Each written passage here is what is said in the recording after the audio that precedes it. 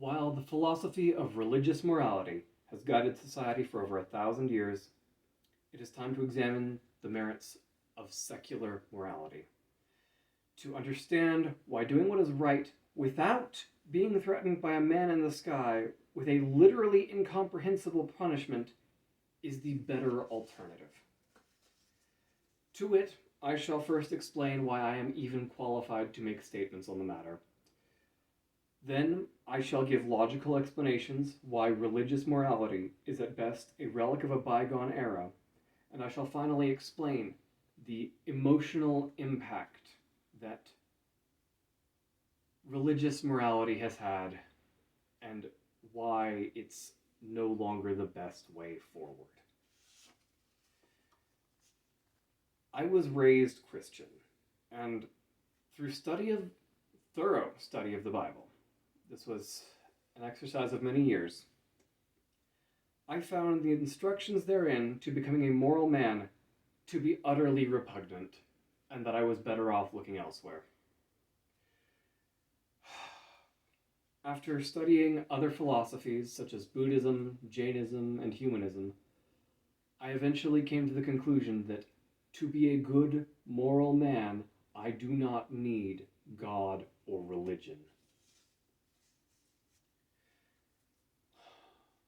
This experience is why I am qualified to make statements on the matter. Logically, religious morality is foolish. As Richard Dawkins states it in The God Delusion, we do not, as a matter of fact, derive our morals from Scripture. Or, if we do, we pick and choose the nice bits and reject the nasty. But then we must have some independent criterion for deciding which are the moral bits.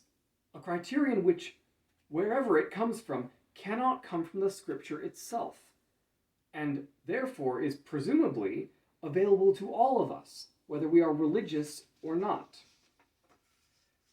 Further, the God that the Christians subscribe to is neither fair nor just.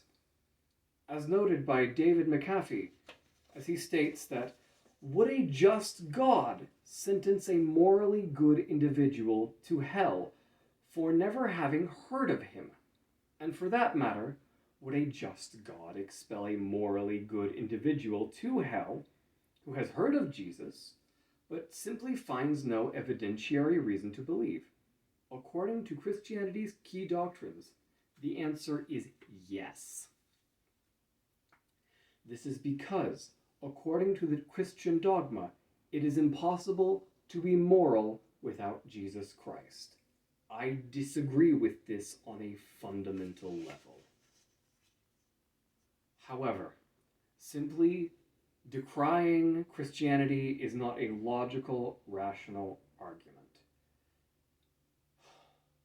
And the best way of phrasing this, I found, was from Sam Harris's podcast.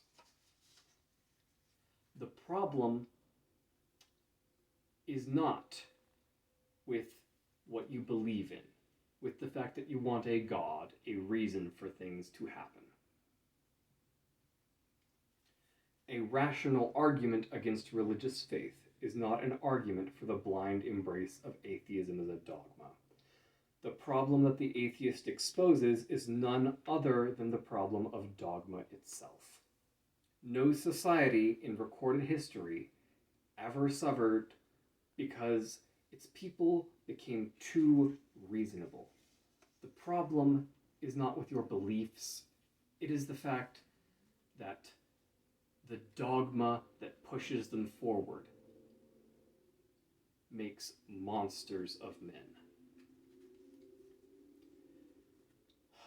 Moving on from the logical to the emotional, we first start with hypocrisy.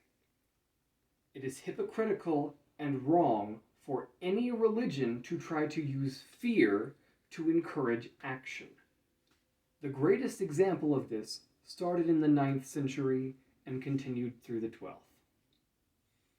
300 years of Christianity attempting to reclaim the Holy Land, which in truth meant displacing the native population, with an entrenched ethnic history in that land that predates the very man that they say made it holy in the first place. And all the while, raping and pillaging every person and place between Rome and Jerusalem. And they did it 9 times. And for all the rape, murder, torture, theft, and defilement of their own holy city and artifacts, these men were told they were going to heaven, and everyone who ever fought against them was going to hell. Think about that for a moment. Rapists and murderers and thieves were told they were going to heaven because they did this on the orders of the Holy Church. And everyone who got in their way, who defended themselves, their property, their families, they were in the wrong. And yet, even today, after all the wonderful history the Catholic Church, Christianity in general, has given us, its followers still look to it as the source of goodness in the world. And that those of us who believe that man can decide what is right and wrong for himself without needing to be threatened with eternity in hell is some sort of beast with no impulse control. Richard Rorty puts it best. The Orthodox tend to think that people who believe in neither God nor some suitable substitute must feel everything is permitted, that everybody can do what they like, that they can hurt each other, like that every evil thought is just going to happen because they aren't being threatened not to do it, like we're children with no impulse control. And so, if having some divine morality requires that I turn to the people who look at those of us who believe in the goodness of man and say that we are beasts, if having divine morality requires I turn to them and tie myself to them, then I will have none of it. And there is no wonder why it must be refused. I instead turn to the statements of Marcus Aurelius. Be your own master, and look at things as a man, as a human being, as a citizen, as a moral creature. This is what I use to guide my actions. Finally, we can all see why it is time to put away the fear-mongering, hypocrisy, and illogical reason that has kept religious morality at the forefront of moral philosophy for the past 1,000+ years.